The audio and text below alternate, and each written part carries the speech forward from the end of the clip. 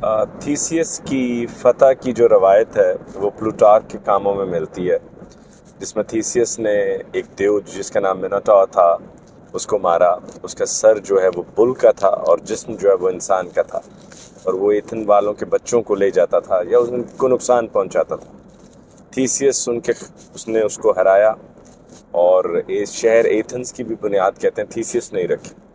लेकिन अहम बात यह है कि लोगों को इतना खुश हुए इस फतह से जो थीसियस ने हासिल की, और लोगों को ज़हनी सुकून दिया, एक नया शहर आबाद किया, कि उन्होंने उसकी कश्ती को एक अजूबे के तौर पे संभाल के रख लिया और उसको प्रिजर्व करने की कोशिश की। काफ़ी अरसे के बाद लोगों ने देखा कि उसका एक तख्ता, उस कश्ती का एक तख्ता पुराना हो गया, तो उन्होंने उस तख्ते को तब्दील कर दिया।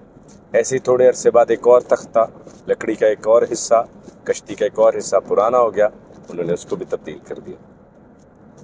आहिस्ता आहिस्ता कुछ ऐसे हुआ कि जल्द सारी ही कश्ती के जो लकड़ी के हिस्से थे वो तब्दील करने पड़े, क्योंकि वो पुराने हो रहे थे। यहाँ पर बहुत ही एक अहम फ़लसफ़ियाना पहेली या फ़िलोसॉफ़िकल रिडल हमारे सामने आती है, जिसको अगर आप जहन में जगह दें तो शायद आप एक बहुत ही मेयारी आर्गूमेंट की तरफ जा सकते हैं, या आपके जहन को एक बड़ी खूबसूरत पुरलुत्फ़ बेचैनी मिल सकती है, जो उसको पहले का मेयार से थोड़ा दूर खड़ा कर देगी। वो ये बात है कि किसी चीज़ में कितनी तब्दीलियाँ आ जाने के बाद वो मुकम्मल तब्दील होती है, क्योंकि हर शय तग़य्युर में है। फ़रीब नज़र है सकून और सबात, तड़पता है हर ज़र्राए कायनात। फ़रीब नज़र है सकून, हर शय तब्दील हो रही है। अच्छा, तो कितनी तब्दीली के बाद एक शय मुकम्मल तब्दील हो जाती है, और कितनी तब्दीलियाँ हो जाएं भी तो शय की असल शनाख्त तब्दील नहीं होती। तो ये बहुत ही आम सवाल है। इसका असल बहस का मौजू इंसान है, जो पैदा होता है बग़ैर कपड़ों के, वो अपने माँ बाप को भी नहीं पहचान पा रहा होता, फिर वो अपने आप को बदलता है, सीखता है, बड़ा होता है। तो कितनी तब्दीलियों के बाद हम ये कह सकते हैं कि अब ये वो आदमी नहीं रहा, या इंसान के अंदर कोई ऐसा बीज है, कोई ऐसा सीड है, कोई ऐसा एसेंस है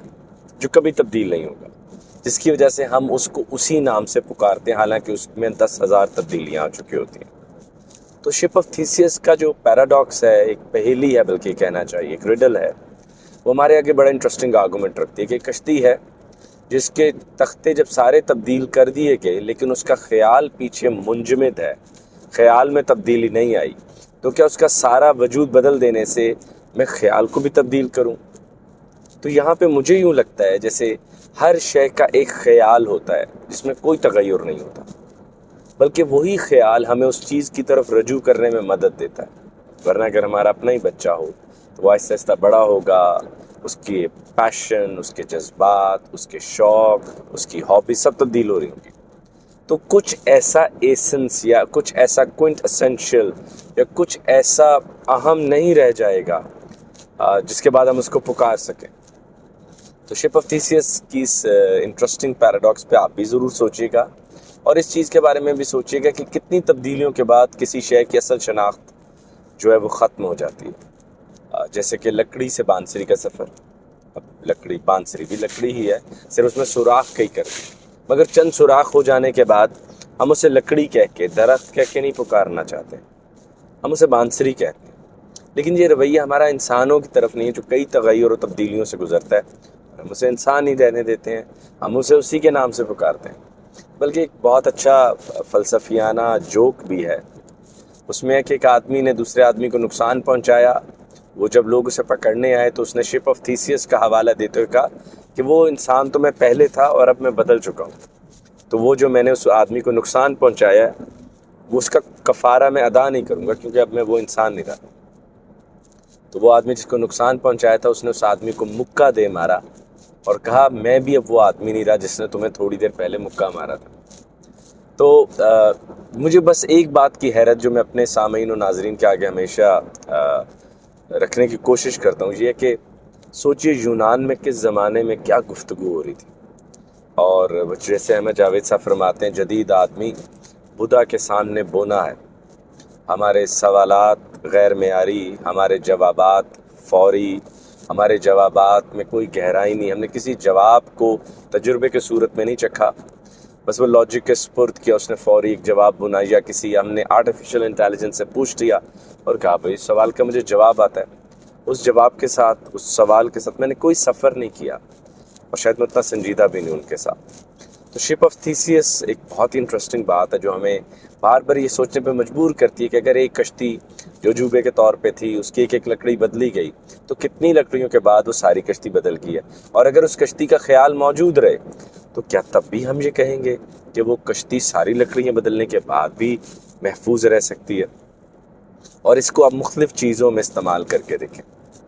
جیسے کہ کپڑا بنتا ہے تو ہم اس کو کاٹن نہیں کہتے، آخر میں وہ ایک کلاتھ بن جاتا ہے، حالانکہ اس کے بنیاد میں وہی چیز موجود ہے، مگر کچھ تبدیلیوں کے بعد ہم کہتے ہیں کہ نہیں، وہ کپاس کی یا وہ جس جہاں سے آئے وہ شناخت ختم ہو گیا اور اب یہ شناخت ہے۔ لیکن انسان پھر عجب ہے کہ وہ روز تبدیل ہو رہا ہوتا ہے اپنے خیالات میں، اپنے جذبات میں، لیکن اس کی کئی سو تبدیلیوں کے بعد بھی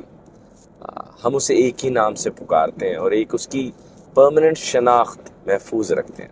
شاید اس لیے کہ انسان سبجیکٹ ہے، آبجیکٹ نہیں ہے، کیونکہ شاید انسان کانشسنس ہے، شاید ایک ایسی زندہ شے ہے جس کی سب سے زیادہ سٹیبل چیز اس کی وہ تبدیلی ہے جو پھر بھی اس کی شناخت کو کبھی بھی رائگاں نہیں جانے، یا ایسی کوئی تبدیلی ہے جو ایک پرماننٹ سیڈ کے گرد ہو رہی ہے اور وہ سیڈ تبدیل نہیں ہو رہا۔ لیکن جب یہی بحث آپ باٹنی میں لے کے جائیں گے کہ تو سیڈ ہے، پھر بعد میں وہ ٹری ہے، پھر وہ گرے گا یا اس میں بہار آئے گی، وہاں بھی تبدیلیاں اتنی آتی ہیں کہ پچھلی شناخت ختم ہو جاتی ہے، بس ایک انسان کی ختم نہیں ہوتی۔ تو اس کے اوپر ضرور سوچیے گا۔